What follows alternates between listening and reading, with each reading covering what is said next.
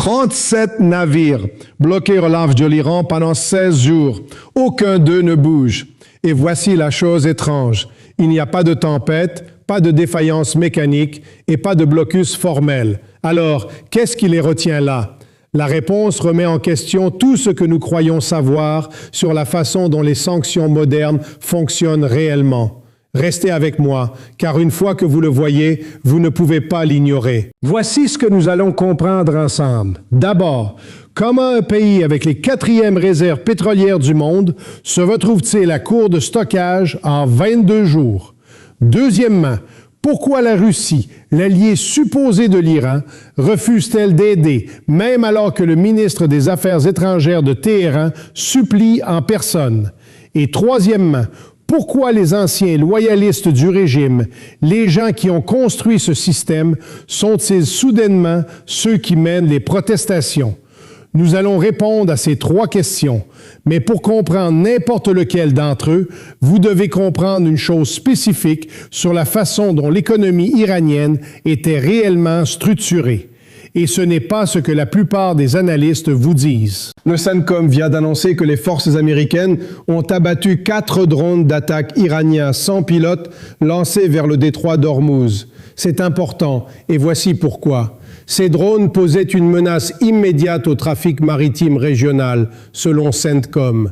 Les forces américaines ont ensuite frappé des sites de radars de surveillance côtière iraniens à Guruk et sur l'île de Kachm pour se défendre contre d'autres attaques.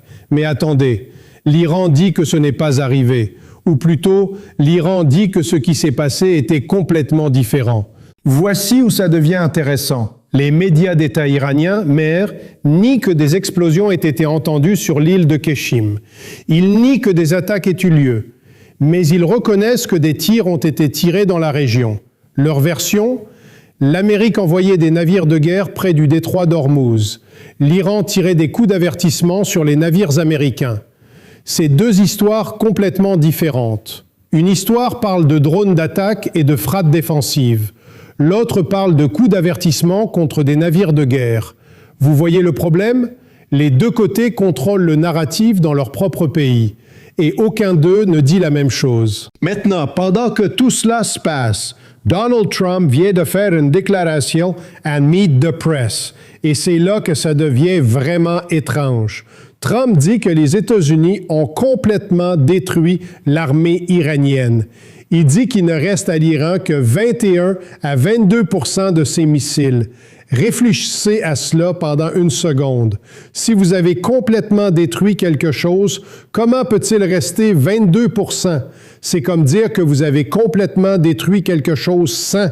C'est comme dire que vous avez complètement vidé une baignoire, mais qu'il reste encore de l'eau jusqu'à la taille. Ça n'a pas de sens. Mais voici ce que Trump a réellement dit. Il a dit qu'il connaissait le nombre exact de missiles restants. Il a dit qu'il savait où se trouvaient les drones. Il a dit que la plupart des usines de drones avaient été détruites. Il a dit que la plupart des sites de lancement avaient été détruits. Mais ils avaient encore une capacité. Et cette capacité représentait environ 22% de ce qu'elle était avant. Alors, qu'est-ce que cela signifie réellement? Cela signifie que l'Iran a toujours une arme nucléaire significative. Cela signifie que l'Iran peut toujours frapper. Cela signifie que le conflit est loin d'être terminé. Et c'est exactement ce que Trump essaie de cacher en disant qu'il a détruit l'armée iranienne. Il n'a pas détruit l'armée iranienne.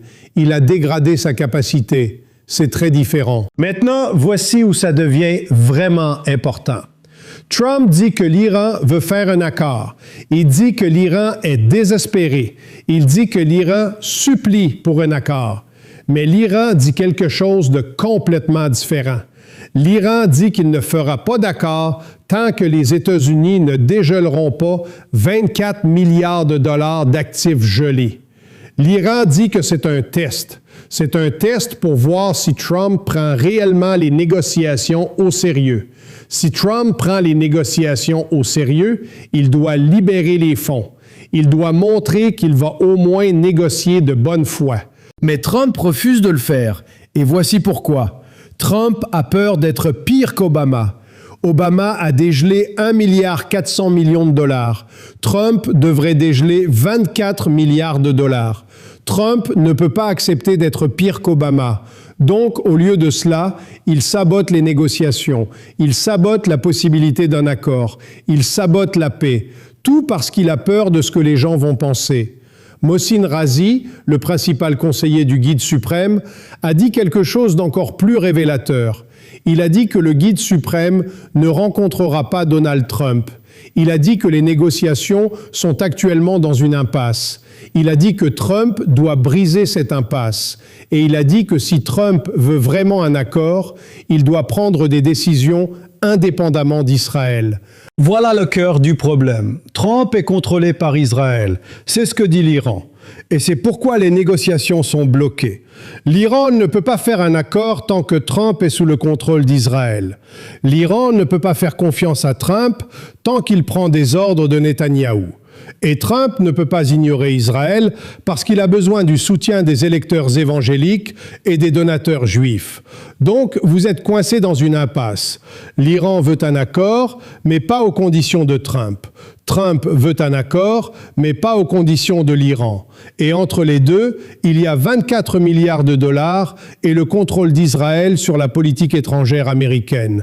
C'est le vrai problème. Ce n'est pas la capacité militaire de l'Iran. Ce n'est pas le nombre de missiles qu'il reste.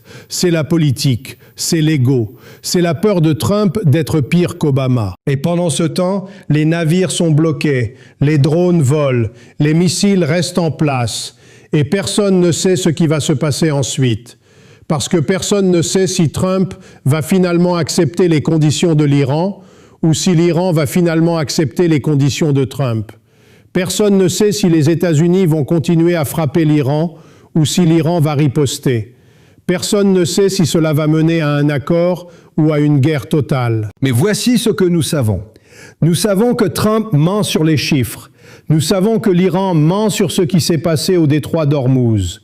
Nous savons que les deux côtés contrôlent le narratif. Et nous savons que les négociations sont dans une impasse. Nous savons que le vrai problème n'est pas la capacité militaire, c'est la politique. Et nous savons que jusqu'à ce que Trump soit prêt à prendre des décisions indépendamment d'Israël, jusqu'à ce qu'il soit prêt à dégeler les 24 milliards de dollars, jusqu'à ce qu'il soit prêt à faire un accord qui est pire que celui d'Obama, rien ne va changer. Donc, la question que vous devez vous poser est celle-ci. Qu'est-ce que Trump va faire? Va-t-il continuer à saborder les négociations? Va-t-il finalement accepter les conditions de l'Iran? Ou va-t-il continuer à frapper l'Iran jusqu'à ce qu'il n'y ait plus rien à frapper? Parce que c'est où nous en sommes maintenant. Et c'est ce qui va déterminer ce qui se passe ensuite.